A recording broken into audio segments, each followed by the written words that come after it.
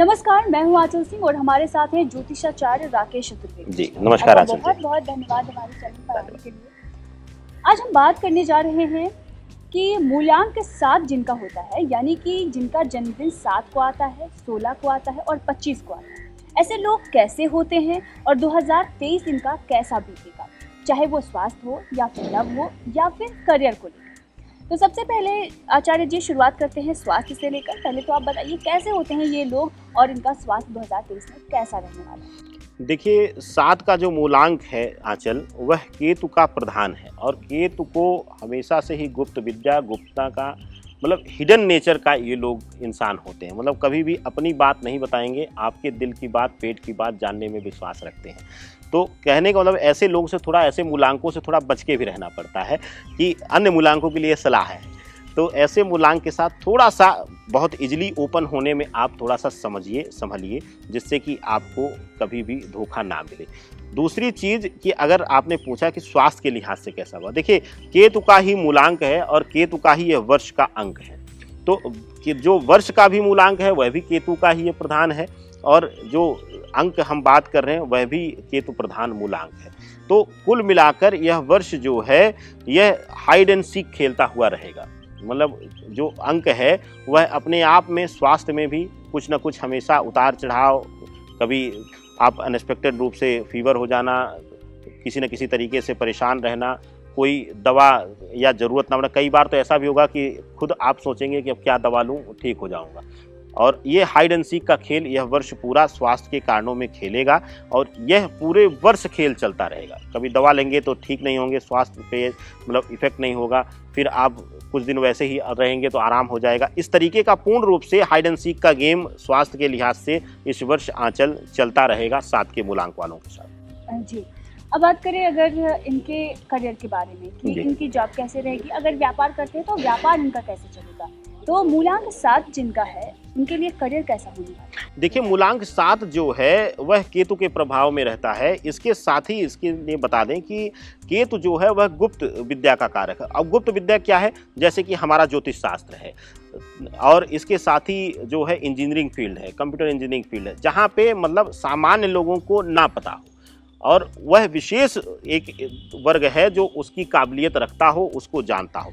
तो वहाँ पर एक ऐसा प्रभाव आता है, जो भी लोग आईटी सेक्टर से, इंजीनियरिंग सेक्टर से या गुप्त विद्याओं के या रिसर्च मोड में होंगे, जो रिसर्च इत्यादि ऑर्गेनाइजेशन से जुड़े होंगे, उनके लिए यह वर्ष बहुत अच्छा रहने वाला है। उनके लिए धन संपदा, मान सम्मान सब तरीके से वृद्धि देने वाला रहेगा और विशेष रूप से उनको मनवांछित स्थानांतरण इत्यादि भी देगा, उनको स्थान परिवर्तन भी मनवांछित रूप से देगा। लेकिन इसके साथ ही आंचल जी, अगर आप किसी अन्य फील्ड में हैं तो यह वर्ष जो है वह आपको कुछ न कुछ तनाव देगा। इसके कुछ चीज़ों को छोड़कर, जैसे कि शुक्र के साथ, जैसे कि 6 के अंक के साथ इसका मित्रवत संबंध होता है, तो 6 को यह थोड़ा सा सपोर्ट करेगा।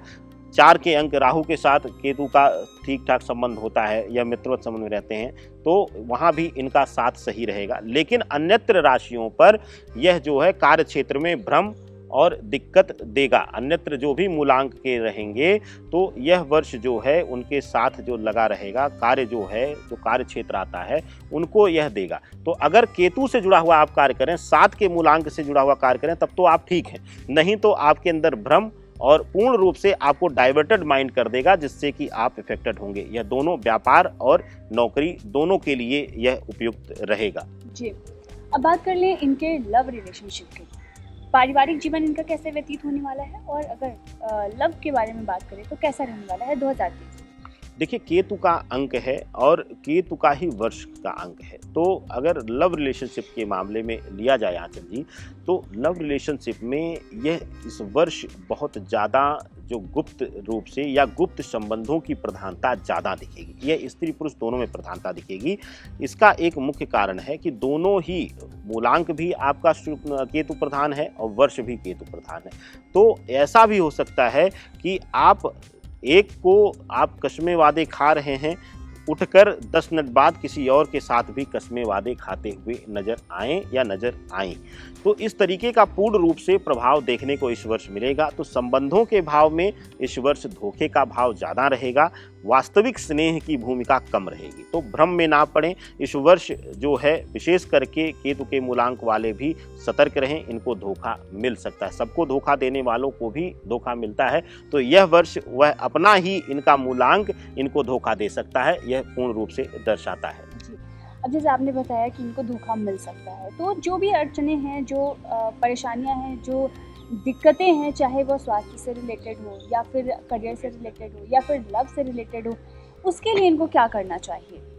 देखिए, केतु के लिए सबसे उत्तम तरीका है, 2 तरीकों से इनको शांत किया जा सकता है और इस वर्ष इनको लाभ लिया जा सकता है। पहला आंचल जी कि अगर आप स्नान करने जाएं तो जो भी बाथ टब है या बाल्टी है उसके जल में हल्का सा हींग, जो हम डेली घर में तड़का इत्यादि लगाने के लिए मसाले में उपयोग करते हैं हींग का, वह हींग हल्का सा बहुत बारीक डाल लें जिससे कि बहुत ज़्यादा गंध ना आए। हींग में पूर्णतया केतु वास करता है। केतु के साथ एक और पहचानने की प्रति, जब केतु पीड़ित होगा आंचल जी, इसको संभावना इन लोगों के लिए बता देते हैं 7 के मूलांक वालों के लिए। तो 7 के मूलांक वालों के लिए अगर नकारात्मक प्रभाव मिल रहा होगा केतु का, तो आप ऐसे पहचानें कि शरीर से एक ऐसी अनवांटेड या ऐसी दुर्गंध आएगी जो कि आपको लगेगा कि ये कुछ अलग फ्रेग्रेंस है, या इसको ना आप पसंद कर पाएंगे ना आपको एकदम से नेगेटिव लगेगी, तो आप कंफ्यूजन वाली फ्रेग्रेंस को फील करेंगे आप अपने अंदर। तो यह निशानी है, और अगर ऐसा हो रहा है तो आप हल्का सा हींग डाल के स्नान करिए। इसके साथ ही अगर कर सकते हैं तो सबसे उत्तम होगा कि स्ट्रीट डॉग्स पालतू ना हो, जो घरों में पालतू हों उनको नहीं, पालतू डॉग्स को खिलाएंगे तो राहु पूर्ण रूप से प्रभावी होगा। और स्ट्रीट डॉग्स को आप ब्रेड रोटी इत्यादि खिला सकते हैं, या फिर अमावस्या तिथि में बेसन की रोटी आप बनाइए और उसको स्ट्रीट डॉग्स को खिलाइए हल्का सा सरसों का तेल लगा के।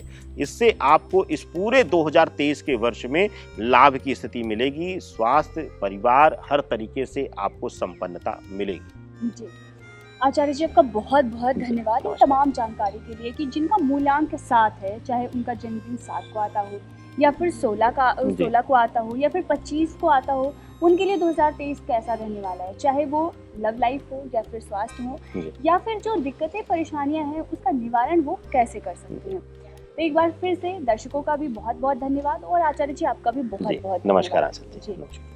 तो वीडियो अगर आपको पसंद आई है तो आप वीडियो को लाइक करें, शेयर करें और चैनल को सब्सक्राइब करें।